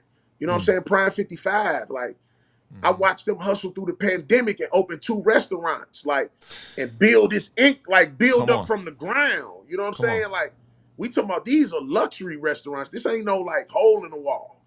And so when you surround yourself with those kind of people too, it makes you understand, yo, I could do anything right now. Come on. You know what I'm saying? And so in the middle of the pandemic, me and a couple of my friends started a trucking company.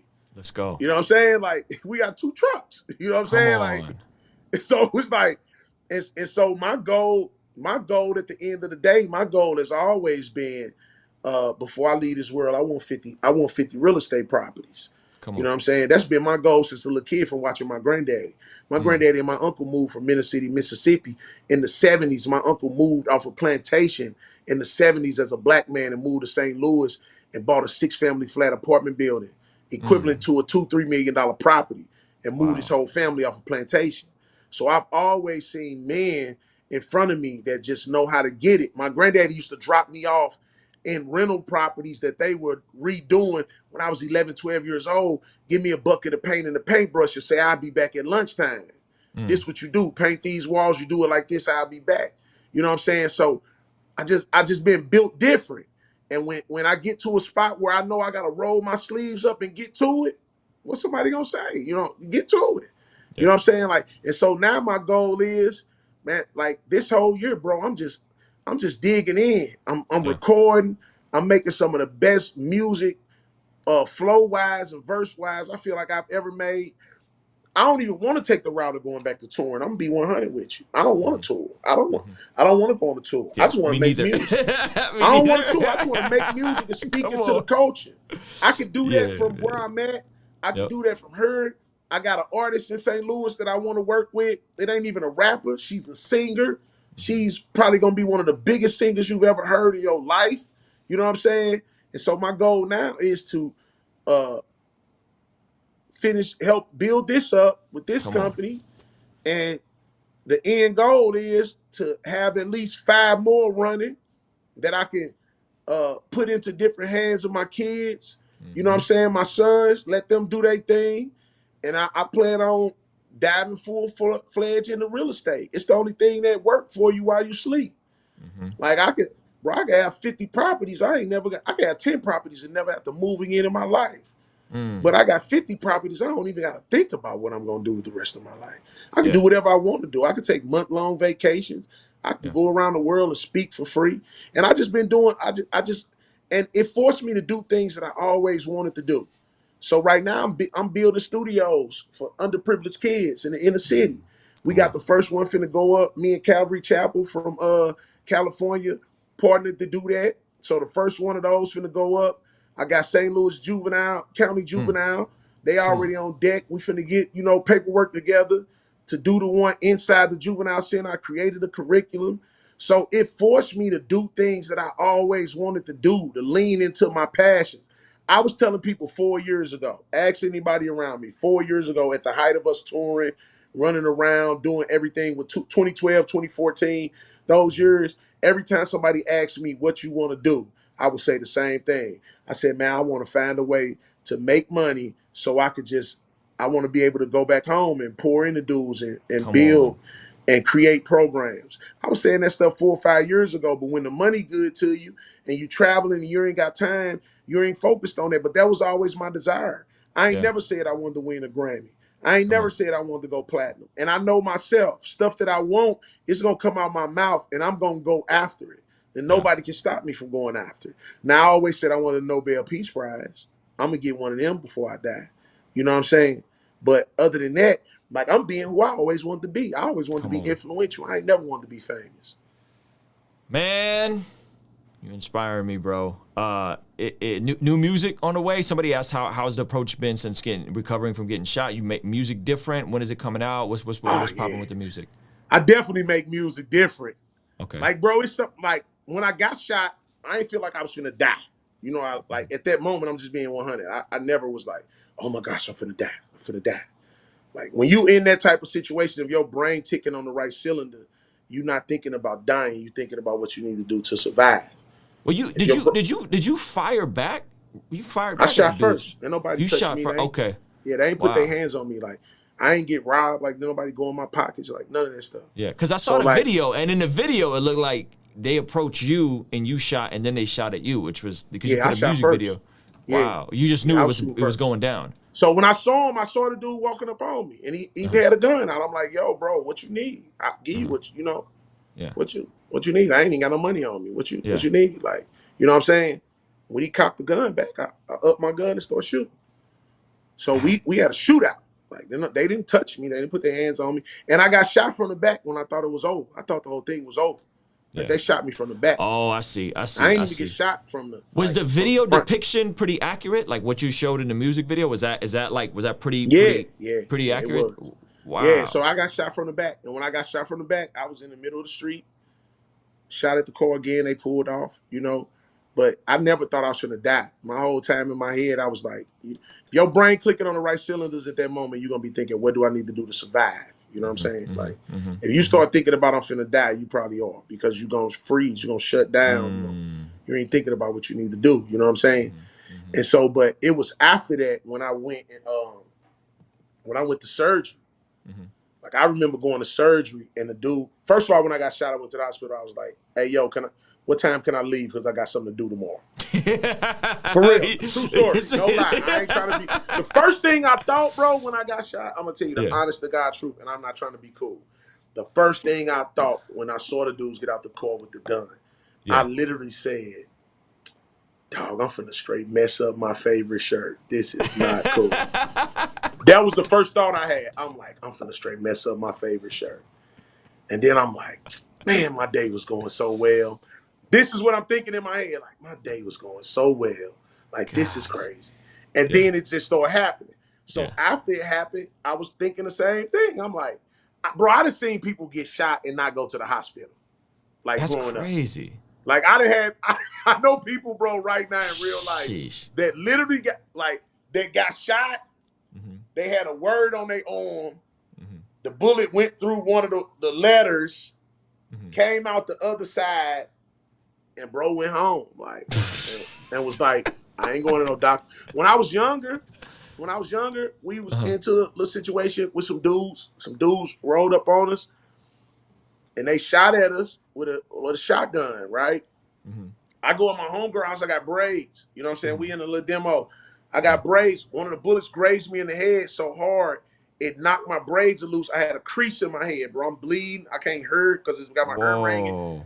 I make it to my homegirl house. I ain't go to the hospital. I went to my homegirl house. Literally, I got buckshots all in my arms, both arms. My homegirl is sitting there. I'm smoking the blunt. She putting peroxide on my cut. She got tweezers and picking buckshots out my arm one by one while I'm smoking the blunt, and I went back outside on the front. So when I made it to the hospital, I'm like, yo, what time I'm going home tomorrow? I got something to do. They like, do you see your leg, how it looked? And my leg was like on the side, like my foot was like on the side. And I was like, yeah, but can I go home tomorrow? They was like, no, we'll talk to you after surgery. And so when I went to surgery, though, that's when it got real for me. Because the dude, he made it clear. He was like, yo, we can put you down right now for this surgery, and you might not wake up. Whoa. And so that was the moment when it was like, yo, I could straight die right now. There's nothing I could do about it. You know what I'm saying? And so I called my homeboy in, who's my pastor, and I just talked to him like, yo, man, like, and it was one of them moments like, bro, if I ever did anything to offend you, I'm sorry. Forgive me. I'm crying. I'm like, man, my kids, like, da-da-da-da, you know. And then I went down, man. It was this lady, one of the nurses. She reminded me of my granny, bro. Like, they was like, we got you the best nurse, da-da-da. She walking me down the hall, and she singing this song to me. Like, and she rubbing my head, and I'm just looking at her like, it's making me think of my granny. And I literally just looking at her, bro, and it just went to white. Like, it just went to white. Like, that's all I remember. Everything turned white. Wow. And then it seemed like 15 minutes later, everything turned back white and my eyes opened up. And when my eyes opened up, I said, when y'all gonna get started? He was like, we done. He's like, look down. And they were finished. I said, how long was I in surgery? He said, 4.5 hours. Wow. So but when I woke up, bro, like, I ain't even gonna lie, cuz when I woke up, I felt it. Yeah. I said, bro, I'm finna be a different type of animal. Come on. I said, that just did something different to me. I told my people in the room, I said, that just did something. But it did enough to be like, oh, I'm done playing with anybody. I'm not playing with you. Like, don't play with me. I'm not playing with you. Like, but it also made me focus more on proximity. You know? Like, bro, if you want to save the world, the first person you got to save is yourself. Come on. You know what I'm saying? You got to save yourself. It made me think about building, like, things. You know, like, amen for the brother that can live his whole life and say, I don't care about stuff and I don't want to do that. But I'm going to live my life to the fullest. I'm going to the beach. I ain't do none of that stuff when I was going on tour. Bro, I've been to Miami 10 times on tour. I've never seen a beach. I've been to Australia 3 times. I did nothing fun. I've traveled the world and just all I did was work, put my head down. My birthdays, I'm working on my birthdays. I'm in the studio. Anytime that I wasn't with family, I was literally working, bro, and not enjoying life.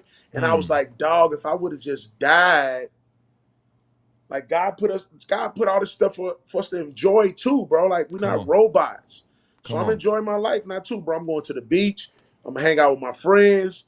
Like I'm gonna have a ball. And at the same time, I'm gonna walk through this life and I'm gonna enjoy the journey that God has put in front of me. I'm gonna live my life. I'm not gonna hold this fake standard of perfection over my head and beat myself up when I can't live up to it. A standard that's put over me by a group of people that don't even live it themselves. Like, bro, I found so much freedom in the Bible at that moment. Come on. Like, God took me to the scriptures, bro.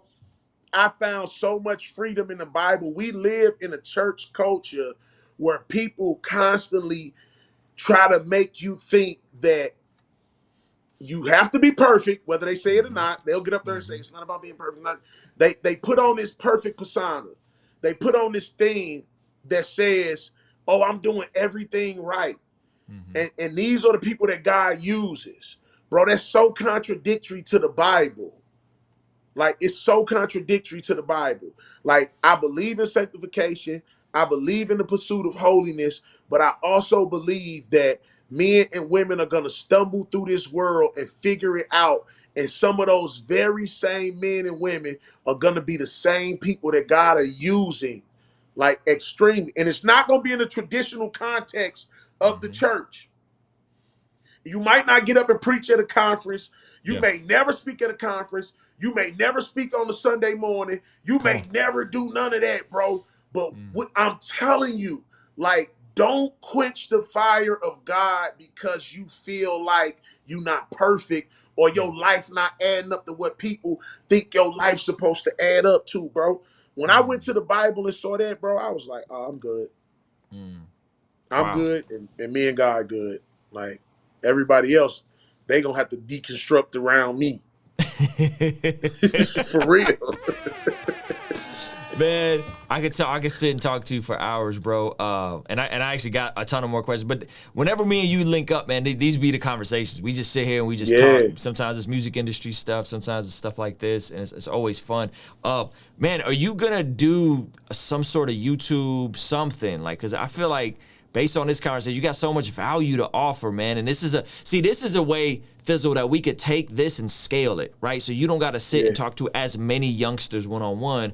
You can scale it and people are going to glean from it. You know what I mean? And so are you looking at doing some sort of live stream, scale it to the podcast? Like, this will be on a Spotify. By the way, I got one of the few video Spotify podcast. Nice. People know that. You know what I mean? So it's like me, Joe Rogan, academics, and a handful of other creators that are like on the video side of Spotify. So this will be on there too. But are you gonna do anything like that, man? And can I help? Like, if there's any way I could help, like, we gotta get you on this platform. Like you are in the metaverse right now. So I definitely need your help.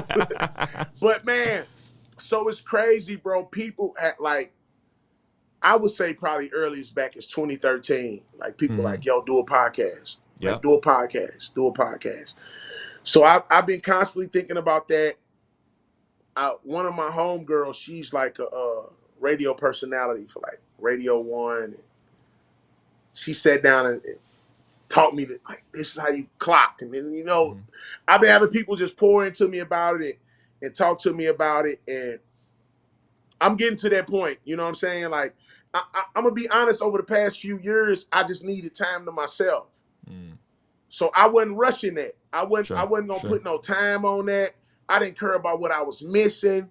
Like, cause at the end of the day, bro, I was like, man, I gotta be happy with the life I'm crafting. You know what I'm saying? Amen. So now I'm getting to that point. I got people constantly putting it in my ear, like, do this. Now at this point, I've written a couple of books since I've been, over the past couple of years. So I wrote an artist book that I'm pretty much finished with, called Hustle for Results, where I talk from my point of views of mistakes and stuff that I learned. You know what I'm saying?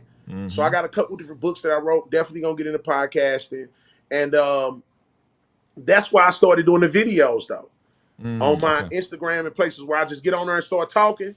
Okay. That's why I started doing it, because I was like, man, I don't felt think I'm like following you on it's Instagram. funny you said the word that I felt. I set up, bro, and I took bro, I'm gonna be honest, bro, I didn't want nothing to do with CHH. And it wasn't because of the fans. The fans have always been cool with me. Well, some of them. It's some weird people. But I've always had a certain level of respect for the fans, because I'm like, these people show up for me every time. When I drop a record, they show up. I drop merch, they show up. When I got a cause, they show up. I'm like, they love me. They in my inbox. They talking to me like, and they know I've been trying to talk to people for years. I always inbox people back as many as I can. But I was trying to figure out, how can I talk to them without being a part of this and doing this? And so I was navigating those thoughts and those feelings, and I got to a point where I said to myself what you said, what you just said. I said, man, God is giving me something of value. Come on. And I gotta start saying more. I gotta start talking more. Yeah. I gotta get back active in certain ways. So I done put a couple singles out. I got a record out with me and Hovey right now called By Your Power, which is doing really, really well. I just put a song out called Strange Things like about a month ago, which is doing really, really well. I got it just did like 100,000 views on my Facebook page. So I got that record. And I got some new records I'm working on. I've been recording music the past 2-3 years. You know, I ain't want to let those feelings and that energy I ain't want to try to recreate it. You know what I'm saying? I was recording in the spaces that I was in. So I got music I've been recording, but man, I just been really just like building myself, bro, working out, like getting my mind right. Come on. I just been doing that. Like, I spent so many years, bro, giving everybody else pieces of me instead of focusing on some of the things that I needed for myself. So I spent time doing that the past few years, man. And I was like, I'm cool with that. Yeah. Well, I'll say this, man. I didn't even see you were doing those videos on Instagram. I just realized I wasn't following you on the gram. But I would say that CHH video, definitely, I was following you on Twitter, so when I saw that, but it definitely feels like what you're saying and doing is you're really pouring out. Like, it's from an overflow. You know what I'm saying? Like, your cup is overflowing, whether it's through life experience, whether it's through pain, whether it's through wisdom, whether it's through Thisl's in a great place with his personal devotional time with Jesus right now, or wherever it's coming from. There's this sense that this is over, your cup is overflowing, and that's where this is pouring out from. And I think that's the stuff, that's what we need on a YouTube platform. That's what we need on a platform like this, is conversations like this. That, I mean, we almost 2 hours in. It's one of my longest interviews. It's still 400 people watching. It's 11:18 at night. You know what I mean? Like, and that's and my time is probably like what, 1 o'clock? Yeah, but Thisl, that's special, bro. That doesn't happen every stream. That doesn't happen every interview Pcast would check out. You know what I'm saying?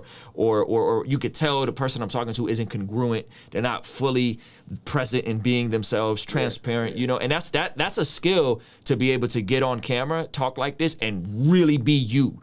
This is no media training. There's no, you know what I'm saying?